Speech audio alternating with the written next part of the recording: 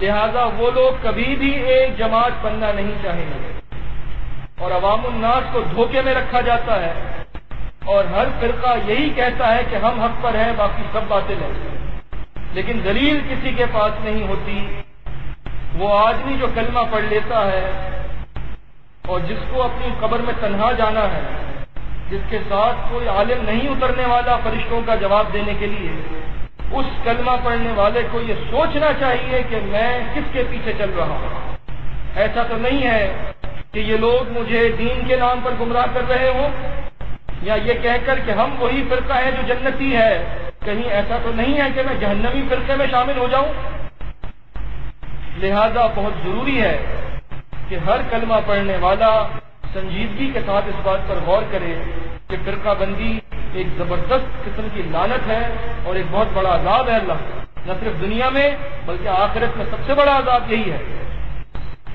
لیکن وہ لوگ جو اس کے ٹھیکیدار ہیں وہ کبھی بھی اس طرف نہیں آئیں گے، چنانچہ اللہ نے پہلے ہی ہمیں بتا دیا، کبر علی المشرکین ما تدعوہم الیہ۔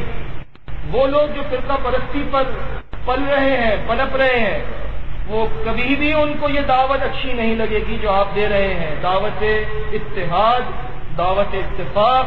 جتنے انبیاء نے دی سب سے زیادہ مخالفت ان لوگوں نے کی جن کا تعلق فرقہ بندی کی وجہ سے بننے والی جماعتوں سے تھا، کبھی بھی انہوں نے اس بات کو تسلیم نہیں کیا۔ چنانچہ ہم دیکھیں گے کہ جب اللہ کے رسول صلی اللہ علیہ وسلم نے اپنے زمانے کے فرقہ پرستوں کو دعوت دی کہ ایک ہو جاؤ، تو ان کی طرف سے کیا جواب ملا؟ سورہ آل عمران میں اللہ رب العزت نے فرمایا، قل یا اہل الکتاب تعالوا الی کلمۃ سواء بیننا وبینکم۔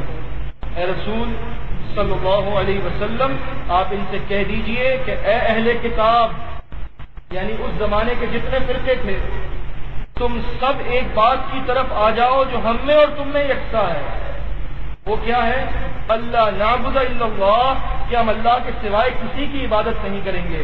یہ بات تورات میں بھی لکھی ہے، انجیل میں بھی لکھی ہے، زبور میں بھی لکھی ہے، اور ہم بھی یہی کہتے ہیں کہ اس بات کی طرف آ جاؤ جو ہم میں تم میں مشترک ہے، اللہ کے سوائے کسی کی عبادت نہ کریں، ولا نشرک بہ شیئا، اور اللہ کے ساتھ کسی کو ذرہ برابر شریک نہ کریں، ولا يتخذ بعضنا بعضا اربابا من دون اللہ، اور ہم میں سے کوئی کسی کو اللہ کے سوائے اپنا رب نہ بنائے، یعنی کہ ہم آپس میں ایک دوسرے کو رب نہ بنائیں۔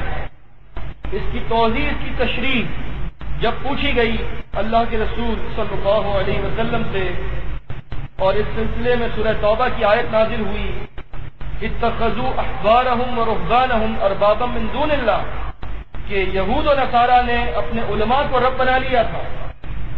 جو ترمذی کتاب و تفسیر میں ہے حسن سند سے عدی بن حاتم رضی اللہ تعالیٰ عنہ نے اس آیت کی تشریح معلوم کی اللہ کے رسول صلی اللہ علیہ وسلم سے۔ آپ گزشتہ درس میں بھی سن چکے ہیں، بہت مختصراً بیان کر رہا ہوں۔ تو آپ نے یہی فرمایا تھا کہ یہ لوگ اپنے علماء کی عبادت ایسے نہیں کرتے جیسے عبادت کا مقصد لیا جاتا ہے، کہ علماء کے آگے جھک رہے ہوں، علماء کے آگے سجدے کر رہے ہوں، علماء کی نظر و نیاز کر رہے ہوں، نہیں، لیکن ان کا عبادت کا طرز کیا تھا کہ جب ان کے علماء کسی چیز کو حلال کرتے تو یہ بلا دلیل حلال مان لیتے، جب ان کے علماء کسی چیز کو حرام کرتے یہ بلا دلیل کے حرام تسلیم کر لیتے۔ یہ ہے علماء کی عبادت۔ اس چیز سے روکا ہے اللہ کے رسول صلی اللہ علیہ وسلم نے، چنانچہ اسی آیت پر جو سورہ آل عمران کی ہے کہ کوئی ہم میں سے ایک دوسرے کو اپنا رب نہ مان لے، اور آخر میں فرمایا وَإِن تَوَلَّوْا، اگر اس دعوت کے سن لینے کے بعد بھی یہ منہ موڑتے ہیں، اور یہ منہ موڑیں گے، یہ نہیں مانیں گے، کیوں کہ ان پر بہت بار گزرتی ہے یہ دعوت کہ سب ایک امت بن جائے، ان کو تفرقے میں اچھا گزر بسر نظر آتا ہے، پیسہ ٹھیک مل جاتا ہے، دنیا کی وجہ سے یہ لوگ ایک نہیں ہونا چاہتے۔ اگر ایک ہو گئے تو کسی ایک امیر کے ماتحت رہنا پڑے گا، اور یہ ان سے برداشت نہیں ہوگا۔ ان تولوا، اگر یہ منہ موڑتے ہیں، ایک جماعت بننے کو تیار نہیں ہے، وقولوا اشہدوا بأننا مسلمون، تو تم سب اس بات کا اعلان کر دو کہ گواہ رہو ہم نے تم تک دین پہنچا دیا، اور گواہ رہو کہ ہم مسلم ہیں۔ تم مسلم بننے کو تیار نہیں، تم اللہ کو جواب دو گے، لیکن ہم مسلم ہیں۔ چنانچہ یہ دعوت صدیوں پرانی ہے، جو دعوت تمام انبیاء علیہ السلام دیتے آئے ہیں۔ یہی دعوت آج اللہ کے فضل سے وہ جماعت دے رہی ہے جو فرقہ بندی کے اس دور میں سب کو متحد کرنے کا وہ رستہ بتا رہی ہے، جو رستہ قرآن و سنت ہے۔ باتیں سب کرتے ہیں فرقہ بندی کے خلاف، ہر جماعت اور تنظیم یہی کہتی ہے کہ فرقہ بندی بہت بری چیز ہے، لیکن عملاً کوئی اس کو چھوڑنے کو تیار نہیں ہے، سب اپنے فرقوں میں مگن ہیں۔ اور یہ وہی بات ہے جو اللہ رب العزت نے سورہ روم میں ارشاد فرمائی، وَلَا تَكُونُوا مِنَ الْمُشْرِكِينَ، کہ تم کسی حال میں بھی مشرکین میں سے نہ ہونا۔ مشرکین کون؟ من الذین فرقوا دینہم وکانوا شیعا، مشرکین وہ لوگ جنہوں نے اپنے دین کو ٹکڑے ٹکڑے کر دیا اور فرقوں میں تقسیم ہو گئے۔ اب سوال یہ پیدا ہوتا ہے، کیونکہ بعض مترجمین نے ترجمے میں کچھ حروف اور الفاظ کا اضافہ کر کے یہ ظاہر کرنے کی کوشش کی کہ مشرکین سے مراد فرقہ پرست نہیں ہے۔ یہ بڑی خیانت ہے، اور یہ خیانت بڑی عام ہے، کیونکہ کوئی نہیں چاہتا کہ اس کو مشرک کہا جائے، اور فرقہ بندی کا شرک اس آیت سے بالکل واضح ہے۔ لہذا مفسرین اور مترجمین نے اس میں کہنا اچھا نہیں لگتا، لیکن اس کی تعویل کی اور اس آیت کا ترجمہ غلط کیا دانستہ طور پر، تاکہ لوگ اس بات کو نہ سمجھ سکیں کہ فرقہ بندی شرک ہے۔ لیکن اس کو سمجھنا بہت آسان ہے۔ یہ اس طرح سے ہے کہ جیسے ہم روزانہ نماز میں پڑھتے ہیں، اہدنا الصراط المستقیم، اے اللہ ہمیں صراط مستقیم پر چلا۔ اب صراط مستقیم کیا ہے؟ یہ اگلی آیت سے واضح ہوتا ہے، صراط الذین انعمت علیہم، یہ صراط مستقیم وہ ہے جو تیرے انعام یافتہ بندوں کا رستہ ہے۔ یعنی صراط الذین انعمت علیہم یہ بدل الکل ہے اس چیز کا عربی قواعد کے لحاظ سے، کہ ایک مبدل من ہوتا ہے، جو لفظ بیان کیا جاتا ہے اس کی تشریح آگے آتی ہے۔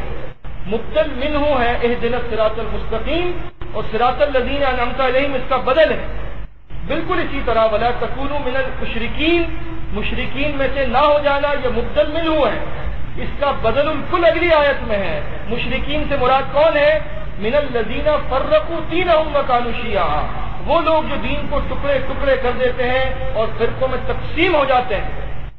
لہذا مشرکین سے مراد فرقہ پرست لوگ۔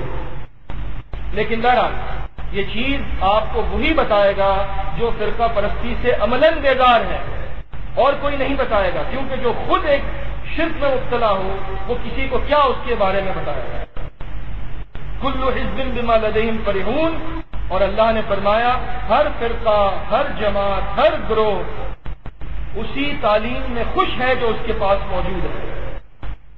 وہ دوسرے کی طرف التفات نہیں کرنا چاہتے۔ جن کو تبلیغ کرنی ہے تو وہ تبلیغ کرتے رہتے ہیں، یہ نہیں سوچتے کہ تبلیغ کس چیز کی کر رہے ہیں۔ بس نماز پڑھوانے سے مقصد ہے، نماز پڑھنی کیسے یہ معلوم نہیں۔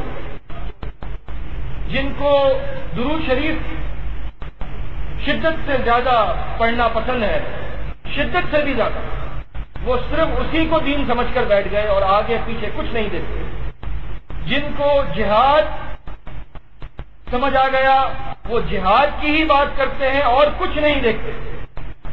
شرک فرقہ بندی کا ان کو نظر نہیں آتا، جو ان کے پاس ہے وہ اسی میں مگن ہے، اسی میں خوش ہیں اور اسی کو اسلام سمجھ کر بیٹھ گئے۔ پورے اسلام کوئی پیش نہیں کرتا، مکمل اسلام اگر کوئی پیش کر رہا ہے تو وہ جماعت پیش کرے گی جو مکمل اسلام پر عمل کر رہی ہے۔ اور اللہ کے فضل سے اس فرقہ بندی کے دور میں اللہ نے اس جماعت کو ہمارے دور میں زندہ کر دیا، یہ اللہ کا بہت بڑا احسان ہے۔ لیکن وہ جماعت ہے کون سی؟ یہ سب آج کا موضوع ہے۔ اللہ رب العزت ہمیں سمجھنے اور عمل کرنے کی توفیق عطا فرمائے۔ مشرکین پر بہت بار گزرتی ہے وہ دعوت جو اتحاد کی دعوت آپ دیتے ہیں اے رسول صلی اللہ علیہ وسلم۔ اللہ یجتبی الیہ من یشاء، اللہ جس کو چاہتا ہے اپنے کام کے لیے چن لیتا ہے۔ اور اللہ کس کو چنتا ہے؟ سورہ عنکبوت کی آخری آیت ہے، والذین جاہدوا فینا لنہدینہم سبلنا، وہ لوگ جو ہمارے راستے میں کوشش کرتے ہیں ہم ضرور ان کو اپنا رستہ بتا دیتے ہیں۔ وَإِنَّ اللَّهَ لَمَعَ الْمُحْسِنِينَ، اور اللہ احسان کرنے والوں کے ساتھ ہوتا ہے، اللہ نیکوکاروں کے ساتھ ہے۔ لہذا وہ لوگ جو اللہ کے راستے میں محنت کرتے ہیں اللہ ان کو چن لیتا ہے، اور جب اللہ چن لیتا ہے وَيَهْدِي إِلَيْهِ مَن يُنِيبُ، تو جو لوگ رجوع کرتے ہیں اللہ ان کو ہدایت پر گامزن رکھتا ہے، کیونکہ ہدایت پر آ جانا ایک چیز ہے اور ہدایت پر مرتے دم تک رہنا دوسری چیز ہے۔ یہ بھی ہو جاتا ہے کہ آدمی کو ہدایت نصیب ہو جائے، لیکن زندگی میں ایک موڑ ایسا ہے کہ جب اس ہدایت سے وہ دور ہو جائے، اللہ ہمیں بچائے ایسے برے انجام سے کہ آدمی کو ہدایت کا رستہ مل جائے پھر وہ اس سے محروم ہو جائے۔ لیکن یہ ہوتا کب ہے؟ یہ ہوتا اس کی اپنی ضد اور گرمی کی وجہ سے، ورنہ اللہ کے لیے یہ آپ نہیں کہہ سکتے کہ اس نے مجبور کیا کسی ہدایت یافتہ کو کہ وہ گمراہ ہوتا۔ اللہ تو بڑی محبت کرتا ہے، وہ کیسے کسی کو گمراہ کرے گا؟ لیکن بندہ خود گمراہی کا راستہ اختیار کرتا ہے اور اس کے نتیجے میں وہ اللہ سے دور ہو جاتا ہے۔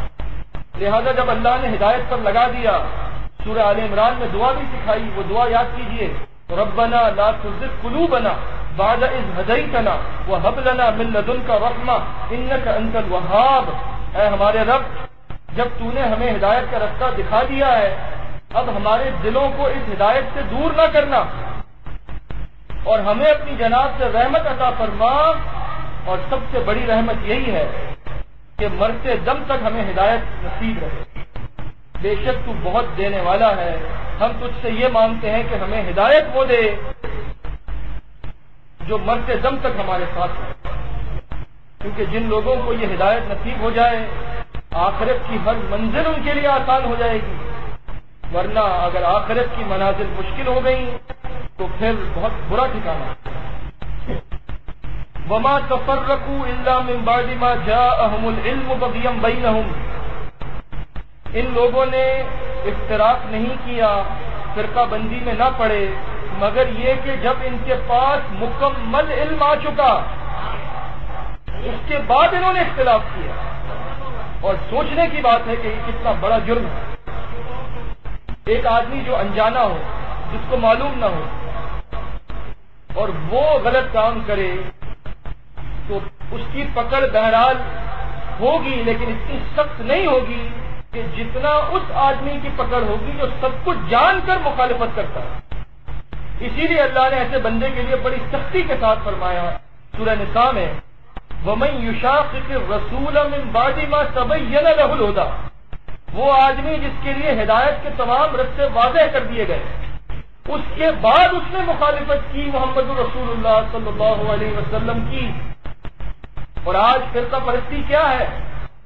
یہ ہدایت کا رستہ واضح ہو جانے کے بعد مخالفت ہے نبی علیہ الصلوۃ والسلام کی، کہ وہ دنیا سے یہ کہہ کر چلے گئے کہ آپس میں لڑنا نہ، آپس میں اختلاف نہ کرنا، ایک بن کر رہنا، محبت کرنا، لیکن آج ہم سب کچھ جاننے کے باوجود لڑ رہے ہیں، ایک دوسرے پر کفر و شرک کے فتوے داغتے رہتے ہیں اور پھر سمجھتے ہیں کہ اللہ تعالیٰ کی مدد کیوں نہیں آتی، آخر ہم نے ایسا کیا کیا ہے، یہ زلزلے کیوں آتے ہیں، یہ سونامی کیوں آتے ہیں، یہ حالات خراب کیوں رہتے ہیں، یہ دہشت گردی کا عذاب کیوں نہیں ٹلتا، کیوں ٹلے گا، کیسے چلے گا؟ جب تم نے خود اس کو دعوت دی ہے تو اب بھگتو۔